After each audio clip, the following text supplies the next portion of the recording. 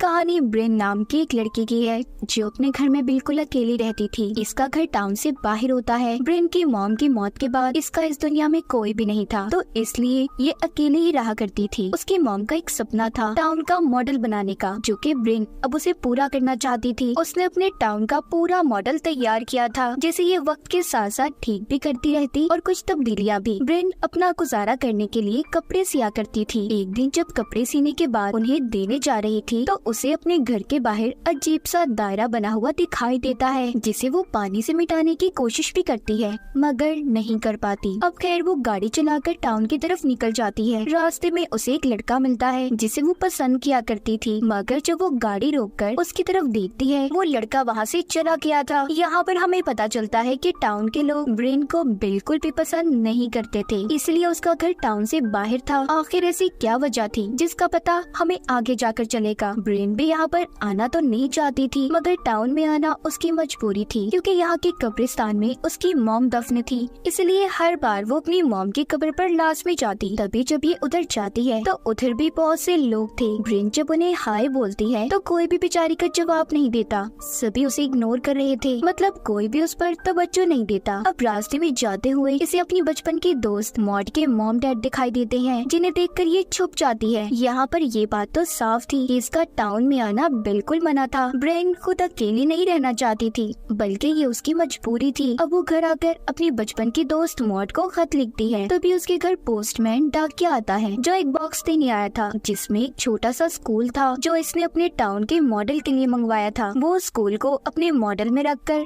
बहुत खुश होती है। इसी तरह हंसते खेलते वो अपने खत को भी पूरा करती है, जो कि मॉड को लिख रही थी वो, जिसमें अब ये लिखती है, मॉड मैं जानती हूँ मैं खुद को कभी भी माफ नहीं कर पाऊंगी और मैं तुम्हें हर वक्त याद करती हूँ। इसके घर में मॉड की तस्वीरें भी थी जो सिर्फ उसके बचपन की थी। क्या मॉड कहीं पर चली गई थी? आखिर मॉड का राज क्या था? अब इन सब बातों के बारे में हमें आगे जाकर पता चलेगा। एक रात ब्रेन जब सो रही होती है तभी अचानक से उसके घर की सारी लाइट्स जल जाती हैं, मगर ब्रेन अब भी सो रही थी। कुछ देर के बाद सारी लाइट्स बंद भी हो गई थी। तभी बाहर से किसी चीज के गिरने की आवाज आती है, जिसकी आवाज सुनकर ब्रेन जाग गई थी। वो आवाज दरअसल बाहर से डस्टबिन गिरने की थी। जब ब्रेन उसे ठीक करने के लिए जाने के लिए लाइट जलाती है तो ये क्या, उसके घर की कोई भी लाइट नहीं जलती। जब वो नीचे आती है तो देखती है उसके घर का दरवाजा खुला था और उसके घर में एक अजीब सा क्रिएचर घूम रहा था। ब्रेन जब गौर करती है तो उसे पता चलता है कि वो कोई क्रिएचर नहीं बल्कि एलियन था। उसने भी ब्रेन को देख लिया था, इसलिए अब वो उसका पीछा करता ऊपर की तरफ आ जाता है। ब्रेन जल्दी से भागकर अपने कमरे में बेड के साइड पर छुप गई थी। वो एलियन जब ब्रेन के कमरे में पहुंचता है तो वो बेड के नीचे जाकर छुप जाती है। उसने करीब से उस एलियन के पाँव देखे थे जो बहुत ही अजीब थे। खैर जब उस एलियन को कोई नहीं मिलता वो खिड़की से बाहर निकल जाता है। अब ब्रेन जल्दी से खिड़की को बंद करती है। तभी उसे महसूस होता है कि जैसे वो एलियन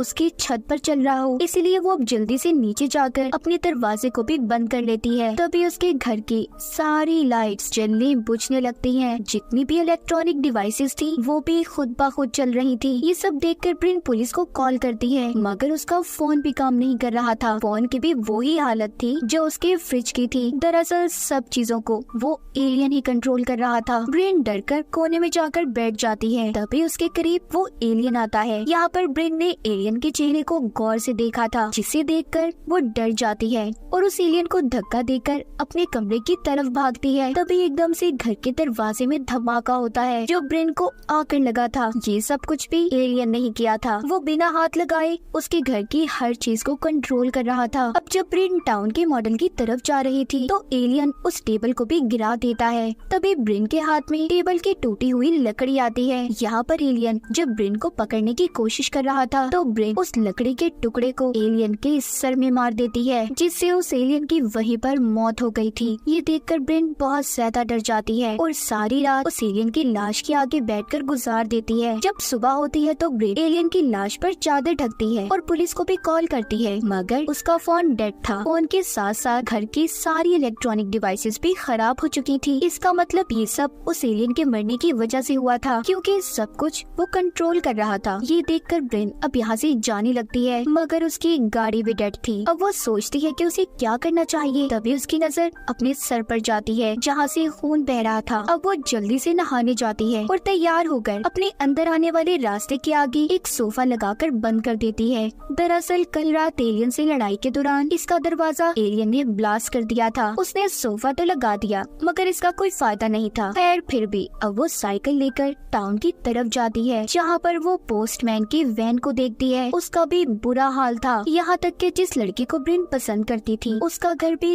तहस नहस हो चुका था और उसके घर के बाहर बिल्कुल वैसा ही दायरा बना हुआ था जैसा हमने ब्रिन के घर के बाहर कहानी के शुरू में देखा था।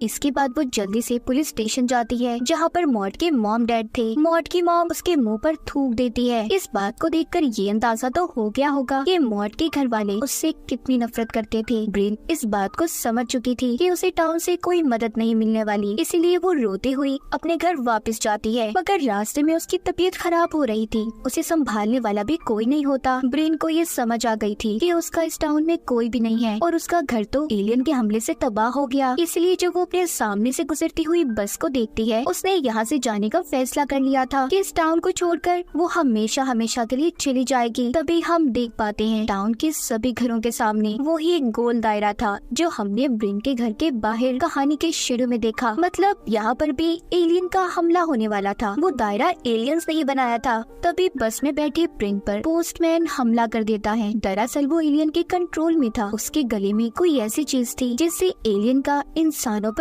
कब्जा हो चुका था। एलियन नहीं चाहते थे कि कोई भी इंसान इस टाउन को छोड़कर चला जाए, इसलिए पोस्टमैन भी ब्रिन को रोक रहा था। उस बस में और भी बहुत से लोग थे जो एलियंस के कब्जे में थे। अब उनसे बचते हुए ब्रिन भागकर एक चर्च में आ जाती है, मगर वहाँ का दरवाजा बंद था। पास ही में वो एक कब्रिस्तान देखती है। अब वो उसके अंदर एक कब्र के पास जाती है जो कि मॉड की थी, यानी कि इसके बचपन की दोस्त मर चुकी थी, जो कि ब्रिन की गलती की वजह से मरी थी और इसीलिए टाउन के सभी लोग इससे नफरत करते थे, खास तौर पर मॉड के मॉम डैड। कहानी में एक पहलू तो क्लियर हो गया, मॉड मरी हुई थी जिसकी वजह ब्रिन खुद थी, इसीलिए वो अपने दोस्त को खत लिखती रहती कि वो उसे माफ कर दे, वो बहुत शर्मिंदा है। तभी ब्रिन की नजर जब आसमान पर जाती है तो देखती है हर तरफ काले बादल छा गए हैं। आसमान पर बहुत सारी एलियन स्पेसशिप थे। वो डर कर जब वहाँ से भागती है तो आगे वो उसी लड़के के घर पहुँचती है जिसको वो पसंद करती थी। वहाँ पर और भी बहुत से लोग थे जो सभी आसमान की तरफ हाथ ऊपर करके खड़े हुए थे। उन सब के गले के अंदर भी वही चीज थी जो हमने पोस्टमैन के गले के अंदर देखी। इसका मतलब इन पर भी एलियंस का कब्जा था। आगे जब ब्रिन अपने घर पहुंचती है तो देखती है उस एलियन की लाश अब भी वहीं पर पड़ी थी जिसको इसने मारा था। उसके मुंह से अजीब सा लिक्विड निकल रहा था। जब वो आसमान पर दोबारा देखती है काले बादल चारों तरफ थे। ब्रिन समझ चुकी थी कि एलियंस का हमला दोबारा होने वाला है, इसलिए वो डरने के बजाय एलियंस का मुकाबला करने की तैयारी में लग जाती है। घर के अंदर जाकर वो एक लाइटर उठाती है और साथ ही एक कटर पानी को उबलने उसने चूल्हे पर रख दिया था। फिर खिड़कियां दरवाजे सभी बंद कर देती है। उसके घर के बाहर वाला दरवाजा जो टूटा हुआ था वहाँ पर वो एक चादर कीलों से लगा देती है। थोड़ी देर बाद कीलें जो इसने ठोकी थी खुद ही बाहर निकलकर गिर जाती हैं, क्योंकि यहाँ पर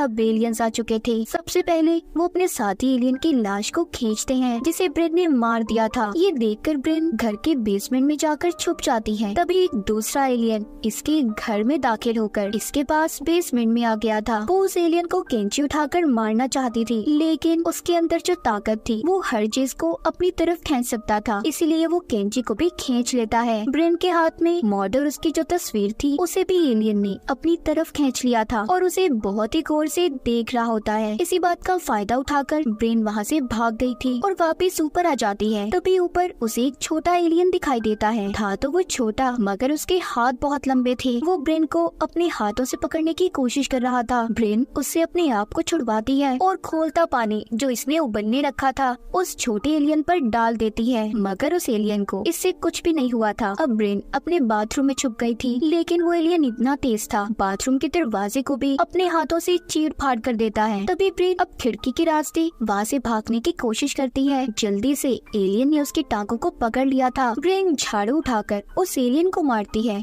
लड़ाई के दौरान झाड़ू का डंडा भी टूट जाता है। अब उसी टूटे हुए डंडे को ब्रिन उस एलियन के कंधे में मारती है। उसे अलमारी से लटका दिया था, फिर उसके सर में अलमारी का दरवाजा देकर मारती है। इतनी कोशिश के बाद आखिरकार उसने उस एलियन को मार दिया था। ब्रिन जब बाहर आती है तो एक और एलियन उसका इंतजार कर रहा था, जिसके हाथों के साथ साथ टांगे भी बहुत लंबी थी। यहाँ पर ब्रिन कुछ समझ नहीं पाती। तभी पीछे से पोस्टमैन आकर उसे अपने साथ ले जाता है, जो कि अब भी एलियन एलियंस के कंट्रोल में था। बाहर जो एलियन था वो इशारे से अपने साथियों को यहाँ पर बुलाता है। एलियंस का स्पेसशिप वहाँ पर आ चुका था, जो कि अब ब्रिन को अपने साथ ले जाना चाहते थे क्योंकि वो उनके साथियों को मार रही थी। तभी जब स्पेसशिप से सफेद रोशनी नीचे की तरफ आती है तो उस रोशनी की तरफ ब्रिन पोस्टमैन को धक्का दे देती है, लेकिन कुछ देर के बाद वो वापस जमीन पर आकर गिर जाता है। यहाँ पर मतलब साफ था, वो एलियन सिर्फ ब्रिन को ही यहाँ पर लेने आए थे। लंबी टांगों वाला एलियन भी ब्रिन के पीछे था, वो उसके घर के ऊपर चढ़ जाता है।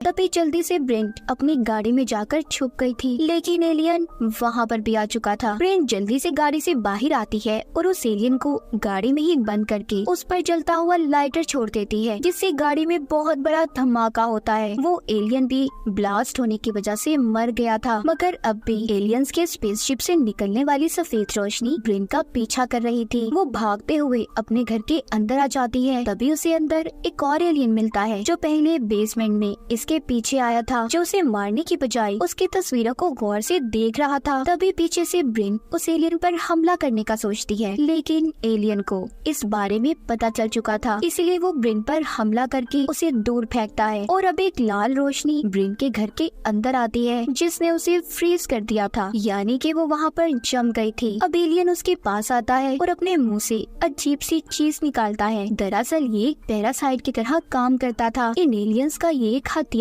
था जिसको वो उसके मुंह में डाल देता है। इस तरह वो दूसरे लोगों की तरह ब्रेन को भी कंट्रोल कर सकता था। मतलब जितने भी लोग एलियंस के कंट्रोल में थे उन सबके गले में यही पैरासाइट था। तभी ब्रेन जाग जाती है। देखने में ऐसा लग रहा था कि जैसे वो सपने से जागी हो। असल में अब वो पैरासाइट ब्रेन के जिस्म पर हावी हो चुका था। उसके दिमाग को पूरी तरह से उसने अपने कंट्रोल में कर लिया था। ब्रेन को उसने उसके सपनों की दुनिया में फंसा दिया था, जहाँ पर वो अपने टाउन वाली दुनिया और मॉड के साथ जिंदगी गुजारेगी।